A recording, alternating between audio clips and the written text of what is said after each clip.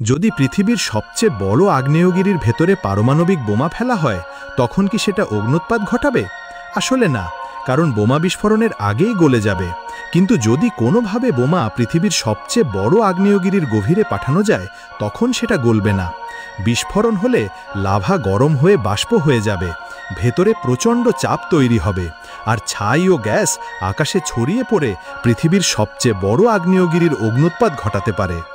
যদি ঘূর্ণিঝড়ের মধ্যে পারমাণবিক বোমা ফেলা হয়, তুমি কি ভাবো এটা ঘূর্ণিঝড়কে শেষ করে দেবে? না, কারণ ঘূর্ণিঝড় মাত্র ২০ মিনিটে যত শক্তি বের করে তা পারমাণবিক বোমার ৭০০ গুণ বেশি। তাই একটি বোমা দিয়ে ঘূর্ণিঝড় শেষ করা অসম্ভব।